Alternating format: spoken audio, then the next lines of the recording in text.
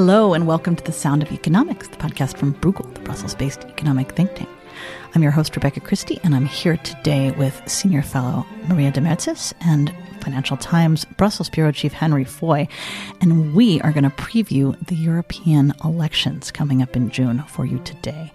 Luckily for us, we had European Commission President Ursula von der Leyen, the favorite in the running at our Bruegel debate last week. You can find that on our website, bruegel.org, if you want to hear her words for yourself. And she was joined by lead candidates from other major European party groups. So without further ado, Maria, can you tell us about this event that you and Henry moderated and who you brought in and how they handled it and what this tells us about the election?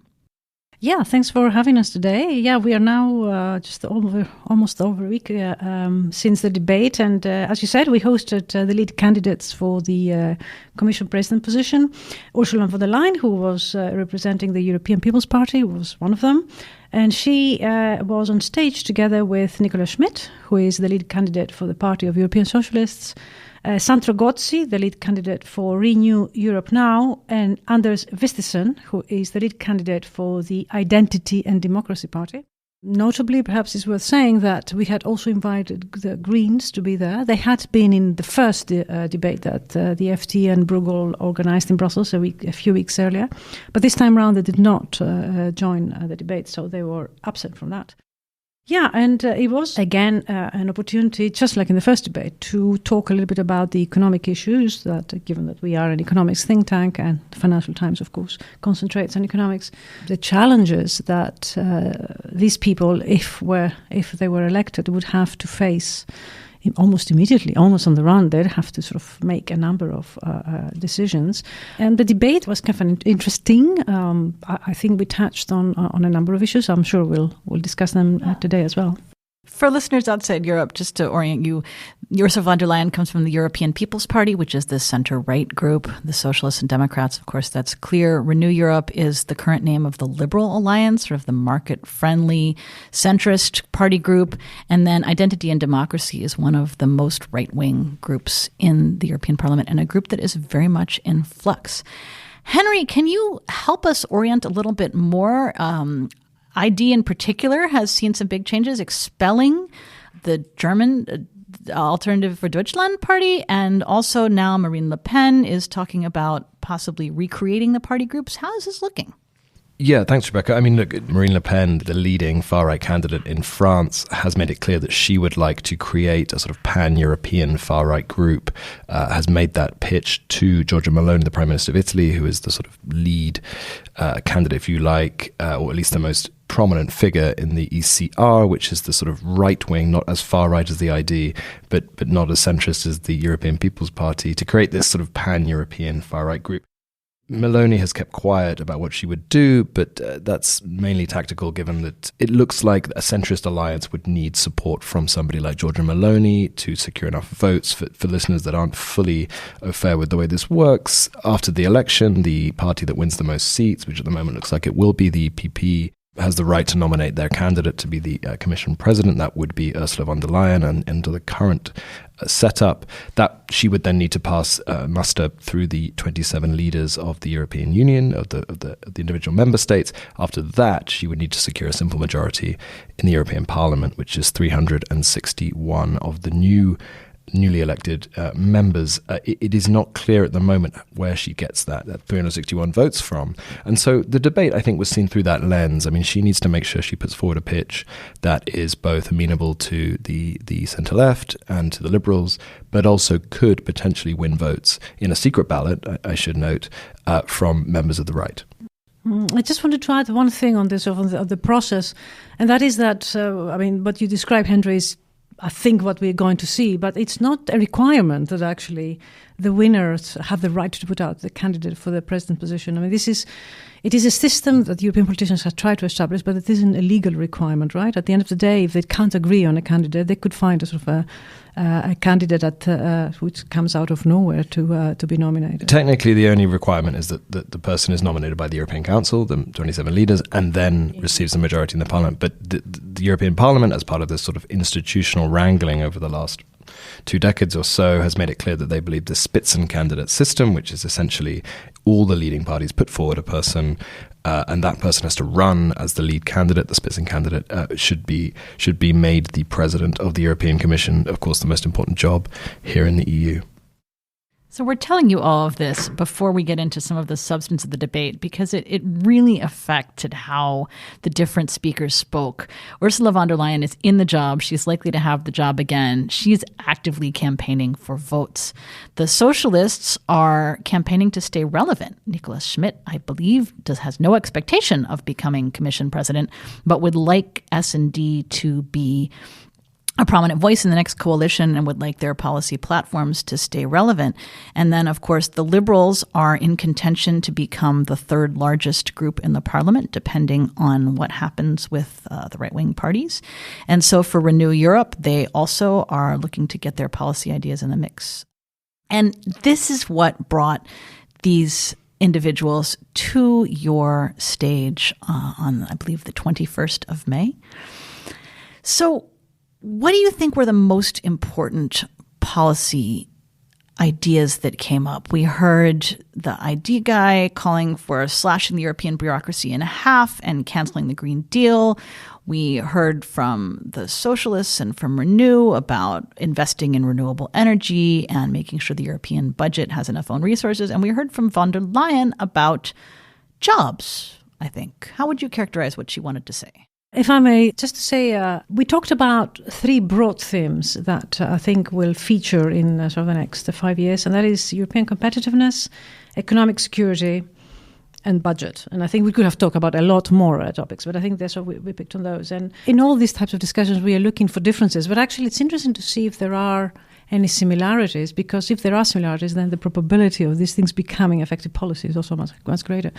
Now, leaving the ID party out of this, because I think that they weren't very constructive. But the other 3 were in their own ways constructive in terms of trying to find policies.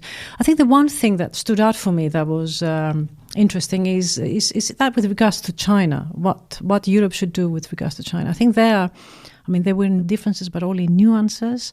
The overall impression, and I don't know what you think, Henry, is this idea that we mustn't side with the US on this. We do have a relationship with China that is, it is an economic relation that needs to be maintained, and Europe benefits from that. And that the US position makes the European position rather awkward. So the words like pragmatism had featured in the debate quite a bit. And I think pragmatism in this respect means that don't take sides. I mean, if I try to sort of stay as far out of the fight between the US and China and sort of try and see what this means and how to build this up. I think that was interesting, the fact that there was more or less an agreement, if I may call it this way, on China. Yeah, I think so. I mean, look, the sort of outlandish statements by the ID notwithstanding, ultimately on the 3 kind of key areas where von der Leyen is going to take, or at least wants to take, a policy forward in a proposed second term, which is greater focus on defence and a bigger role for Brussels in defence. It's probably a larger pot of money for the European budget, whether that's through more joint borrowing or just simply by changing the way in which cohesion funds and other parts of the existing budget are paid out. And finally, making Europe more competitive through potentially trying to create bigger champions, trying to change the state aid regime, trying to change the competition rules. There was broad agreement between Mr. Gozi, Mr. Schmit and Ms. von der Leyen on those things, which I think for the EPP listening to that would be quite calming for them to know that on the key economic issues, they have the 2 main centrist parties pretty much where they need them. I disagree with you about staying relevant. I think the Socialists, they are the key partner here for the EPP. They're only going to, they're probably going to win 30 seats fewer than the EPP. But it was pretty clear to me, at least on stage, that there was no desire by Schmit to attack von der Leyen in any really meaningful way. They disagreed on a few issues. Obviously, it's complicated for him. He's currently a sitting commissioner from Luxembourg, so von der Leyen is his boss in his day job, even though they're competitors on the campaign trail. But yeah, I think von der Leyen would have left that stage thinking, okay, the 2 parties I need most to create a coalition don't disagree with me on the really key economic files that I'm going to have to push pretty hard if indeed I'm re-elected. Fairly forthcoming on the investigation into Chinese subsidies that will wrap up in coming weeks. She said she expected it would find subsidies and that the EU would take action. How do you see that unfolding, and do you think it'll affect the election?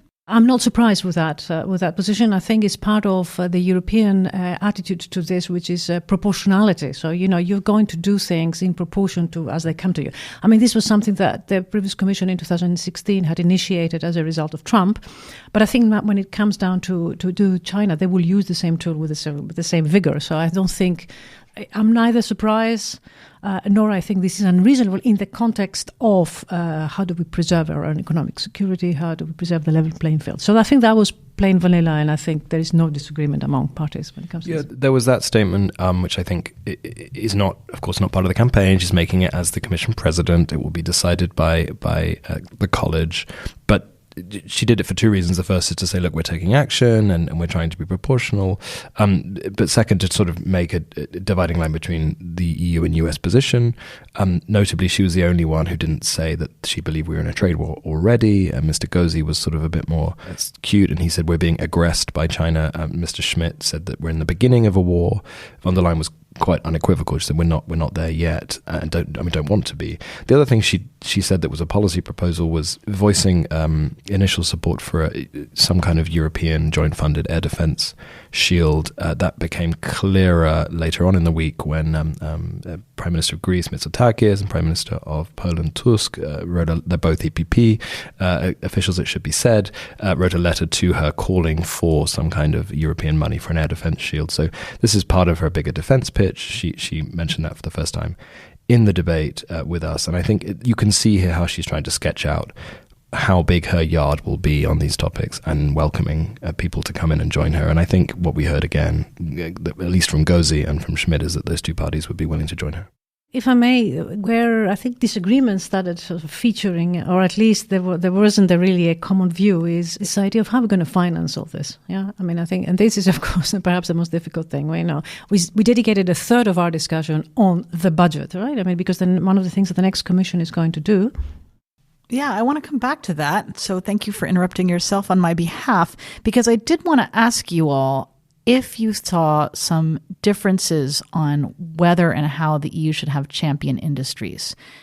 I felt like there were some of the comments were very much like we really need to support our big companies and help them be competitive in the world, and others saying we need to be more measured with our state aid. But I'm wondering what your perception was.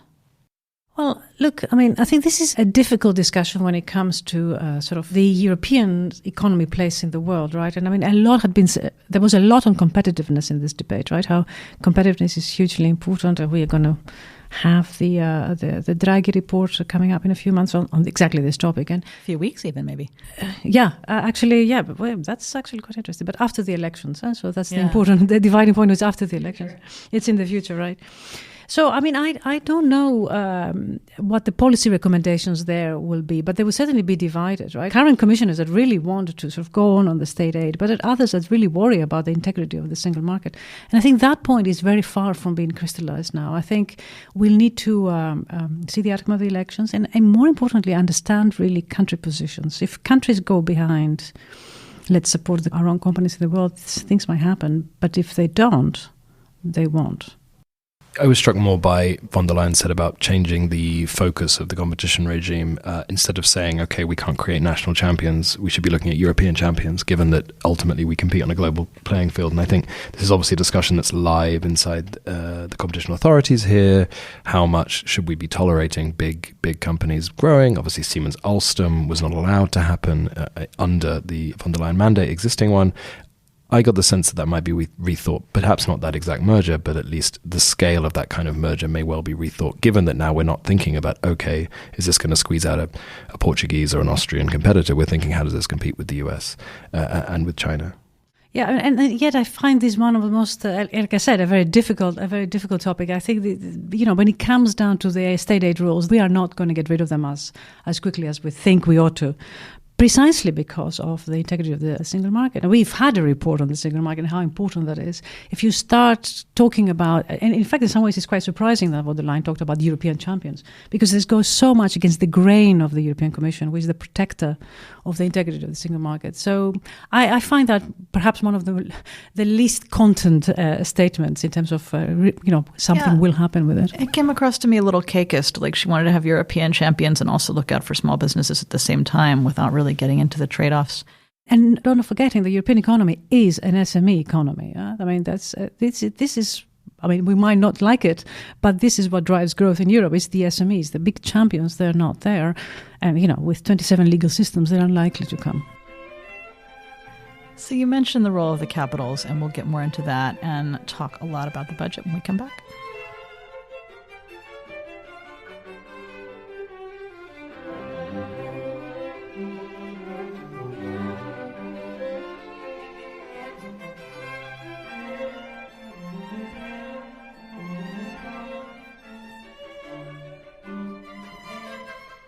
Thanks for listening. I'm here with Maria de Mertzis and Henry Foy, and we're talking about the Bruegel debate with the candidates in the European elections. Maria, you mentioned the capitals and the huge role they will have in selecting the policies, selecting the people, and also in deciding how to pay for this. Yeah. Did you get a sense that there were any clear consensus ideas about how to fund the European budget, or some clear divides among the mainstream candidates? That's right. That's a very, very important theme. And we spent some time talking about that. Look, the big question here is going to be whether the budget should increase and whether the EU should continue to issue common debt. These are the two things that if you want to get down to the table, these are the two things we should discuss. And I actually thought that von der Leyen was quite skillful in avoiding the big question, which is the debt. I mean, she mentioned it en passant, but it really wasn't. She was not committal, and I think by not being committal, she was talking to national audiences, particularly in her own country, and of the Frugals, if I may call it this way.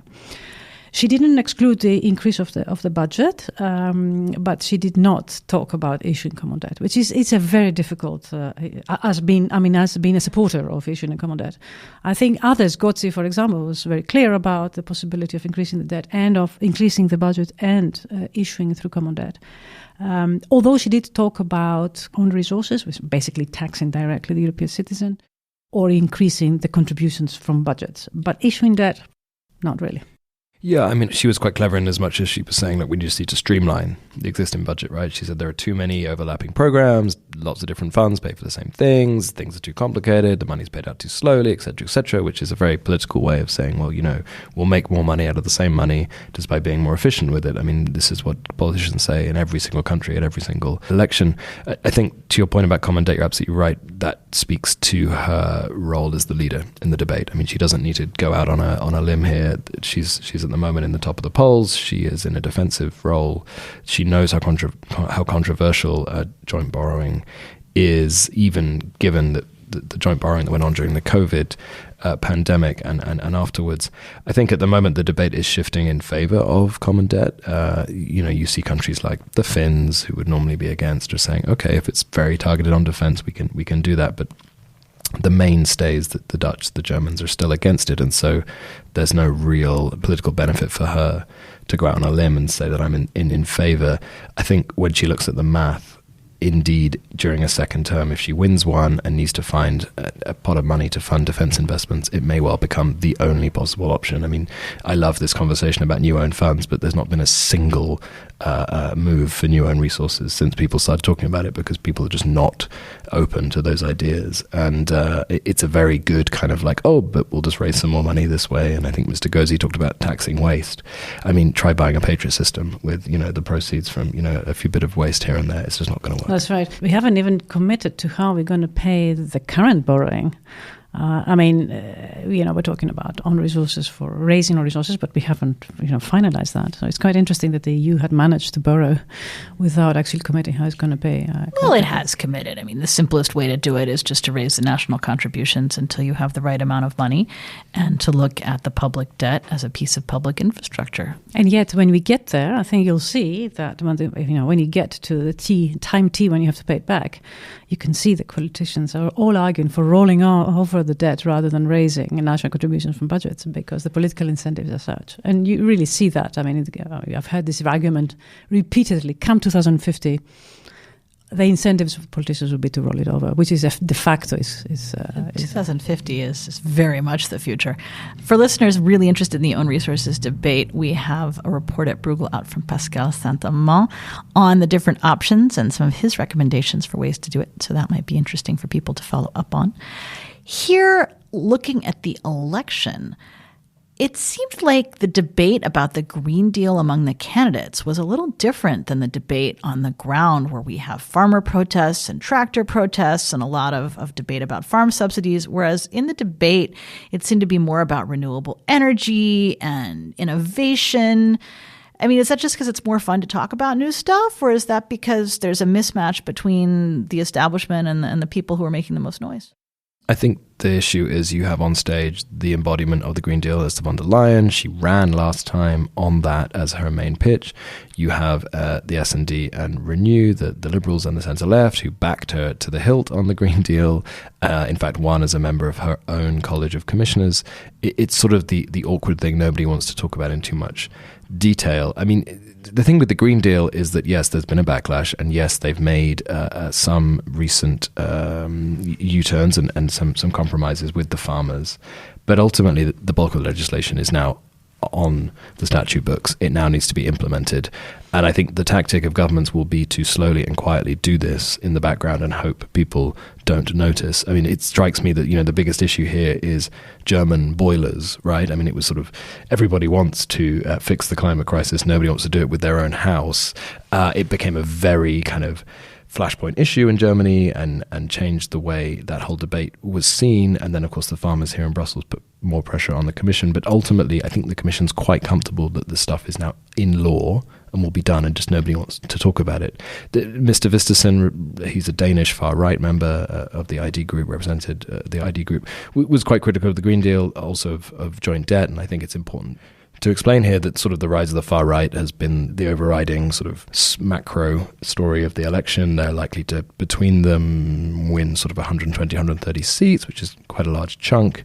If indeed the centrist parties stick to their pre-election promise to not work with them, that effectively narrows the playground for deals in the parliament for the next 5 years. That's going to make passing new legislation very hard, but I don't think it will mean the rollback of the Green Deal, mainly because parties aren't going to want to work with the far right to do that. It's interesting you mentioned those 120 seats because of the fragmentation and, with AfD leaving and with Le Pen weighing her options. And one of the things it seems to me is all of our predictions about the coalition are based on the party grouping staying more or less as they are. And there are so many wild cards. We didn't talk about the Greens because they didn't participate in this debate. They're projected to lose some seats, but if Italy's five-star party decides that it would like to join a group after all, then suddenly they could end up with the same number of seats more or less that they have now, just to throw out one complete hypothetical. So it seems like there's a lot in flux. Maria, you specialize in uncertainty. So how do we reconcile, on the one hand, these centrist candidates coalescing around some of these common positions, and on the other hand, the huge uncertainty in exactly how these chips are going to fall, which could make a big difference in who gets these jobs? Applied my uncertainty knowledge into sort of political outcomes, right? So your question is a little bit unfair in some ways. But look, you're so good at thinking about it. Yeah. Well, just to say, yes, there is a lot that is in flux, as you said. And I think that's correct. But I don't think that would change the big picture. I mean, the two first parties that had always dominated the European Parliament will still continue to dominate. And the other thing is that we mustn't be surprised that there is a rise in the extreme parties that they will gain seats in there. This is happening in all the national parliaments. I mean, national governments have gone very much to the right. It would have been really a surprise if this hadn't happened at the level of the European election as well. But I actually do think that this rise to the right is a lot more distorting at the national level than it is at the European level. I'm thinking of the Netherlands that still don't have a government, even they have an agreement now, but we don't have a prime minister. I think of Belgium. Belgium actually is going on the same day that is voting for European elections. It's also voting for national elections. There, certainly in Flanders, we are going to see a very big increase of the extreme right, with the possibility even of being the first party. I mean, It's so interesting that in Belgium, Vlaams Belang, which is the farthest right of the parties, is now going to overtake the National Flemish Alliance, N-VA, to become the end of the extreme, because N-VA was far enough right that it didn't want to be part of the mainstream coalitions. It tried governing and then pulled out. So I guess that's what I was thinking of, is even where you have this quantity of votes, they can't agree on whose team they do or don't want to be on. And certainly, as you said, I think that would weaken their influence. Henry, what do you think? I mean, look, You're right that everything is in flux, which is frankly insane given that, there's so few days to go till the voting day. It sort of makes you realize how this whole exercise is a little bit silly. We have 27 elections. Essentially, there's this big attempt to sort of make it one pan-European election, but we have 27 different rules. In some countries, different age groups can vote. There's different laws on whether they have to vote. They have different systems of counting the votes. I mean, it's a total mess. All I can say is that sort of 9 p.m. on next Sunday, we'll have a pretty good idea based on the European Parliament's own projections as to what the numbers are. Then the real election starts. I mean, this is something that I think we should make clear here, certainly for Ms. von der Leyen, but also for people like Le Pen and Meloni. After the election, when the numbers are on the table and the new MEPs, and we're expecting a large proportion of the 720 elected MEPs to be brand new, fresh off the campaign trail, flushed with excitement and confidence, the numbers game will be difficult because it will come down to both winning people over in the European Council around the table and then trying to get the parties who they represent to follow suit. And that's not going to be particularly easy. What I understand from talking to the von der Leyen campaign is that there are huge downsides to a secret ballot, which is that people will tell you that they're going to vote for you and then they might not. But huge upsides too, because you could have a situation where lots of Greens and lots of Liberals are voting for the same person as lots of hard-right people because deals have been done in the back corridors and nobody will ever know. I mean, Viktor Orban's party and the Law and Justice Party in Poland both voted for von der Leyen last time around. We know that. It's not out of the question that you could see similar kind of strange, unholy alliances cooked up simply because there is no alternative at the moment to von der Leyen, and there might be a push from the European Council to say, well, it's her or chaos. When we come back, we'll talk more about the global context of that.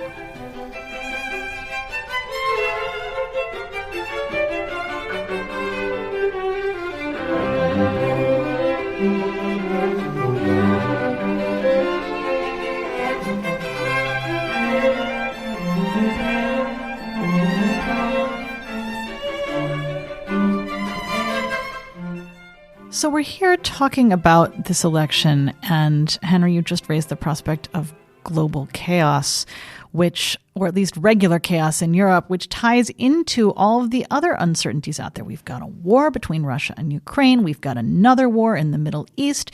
We have American elections in the United States coming up in November. The UK is going to the polls on July 4th, a very auspicious day for me as an American to see an incumbent UK administration choose to go to the polls.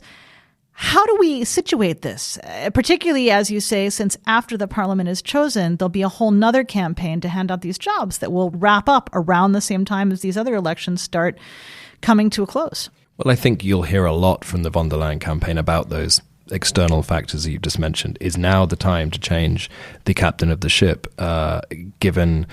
While there have been personal criticisms of her from inside her own commission, the bulk of the European Council, the 27 leaders, think she's done a pretty good job through the COVID pandemic and through the war, Russia's war against Ukraine, which rumbles on.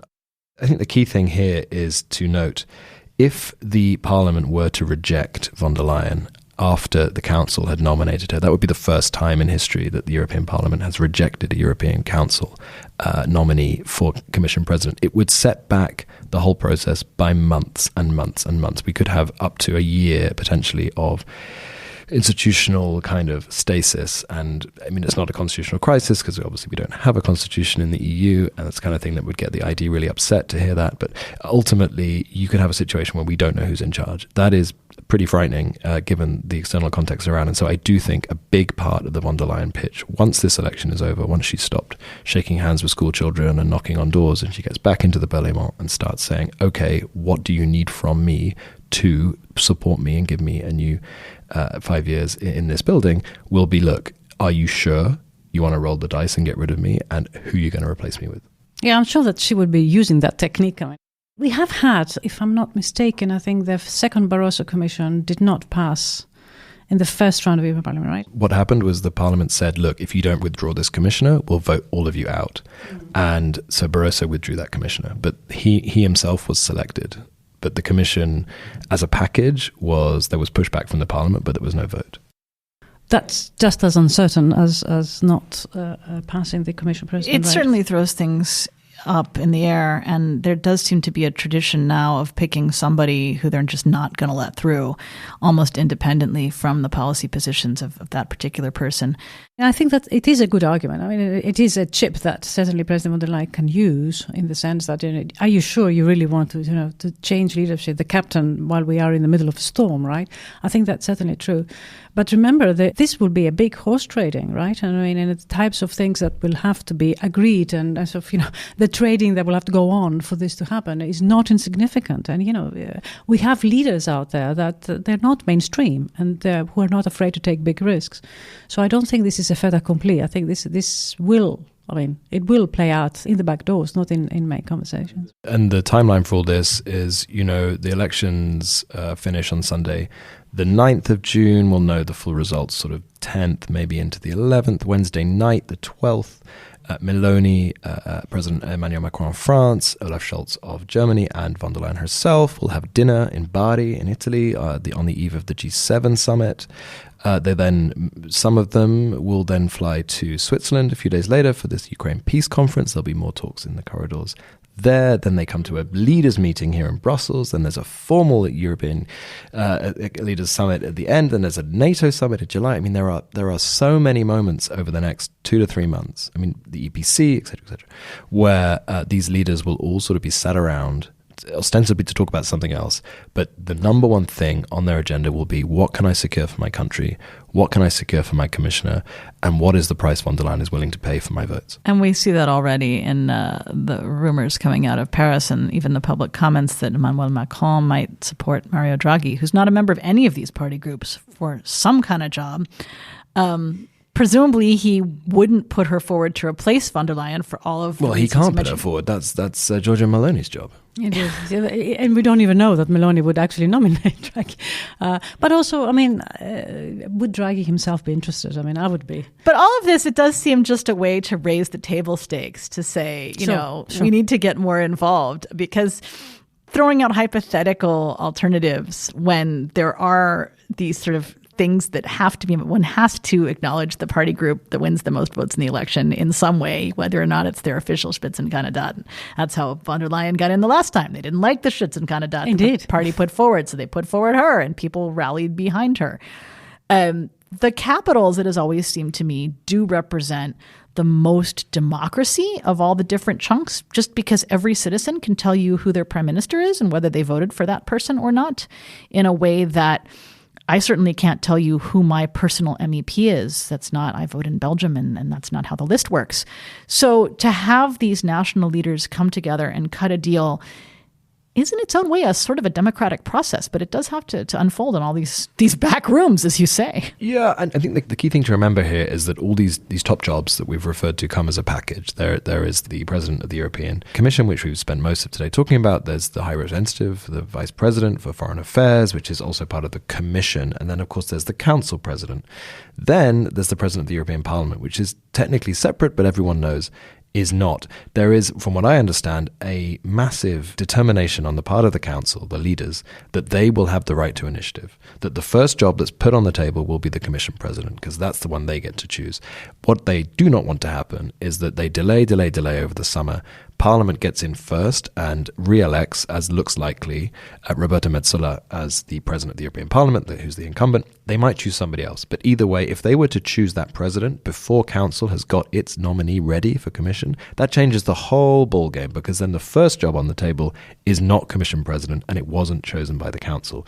And so that is one of the reasons why the leaders want to get this sorted early, so they have the right to initiative. The entry point, as it was described to me, to the top jobs race must be by the European Council, because, as you just said, they are the democratically elected leaders. European Council is the highest, the biggest, whatever. The power of last resort. I certainly agree with that. Yeah, let's see if it comes to pass. Of course, let's also remember that the person chairing the European Council meetings, Charles Michel, does not like Ursula von der Leyen one little tiny bit. And so if there's anything he can do to make it more difficult, I'm sure he will. Especially because he's not in the running to come back. He's reached the end of his term. We're nearing the end of our podcast. So any closing thoughts or advice for listeners trying to make sense of this, possibly trying to figure out how to vote in this? I can tell you the European University Institute has put forward one of these tests you could do to find out who you should vote for. I mean, go ahead and do it. I did it for both countries that I know, the one I live in, Belgium, and my nationality, which is Greek. Both of the results were very surprising. So it's kind of interesting to see how you're surprising in the sense that they were recommending parties that were not in my radar, as it were. So that's kind of interesting. It tells you something of how much unconsciously we think about people, personalities. At the end of the day, it's not so much about what are my kind of big ideals. It's much more about, can you do the job? What is a safe pair of hands? I think with that in mind, I will very much choose a party in the elections coming out. I also vote in Belgium, not so much about where are my ideals best served. That's what I learned, at least, from this test. I'd say keep reading the Financial Times and you'll be well informed, and both on who to vote for and what the outcomes will be. Well, thank you to Henry Foy, Brussels Bureau Chief of the Financial Times, Maria de Mertzes, Senior Fellow here at Bruegel, Rebecca Christie, also a Senior Fellow at Bruegel, and it's been fun talking through the coming elections. You can find this podcast and the recording of our debate and the previous debate on similar issues on our website, bruegel.org. And you can find this podcast on all of your favorite podcast channels. Thanks for tuning in and see you next time. Thanks. And don't forget to vote.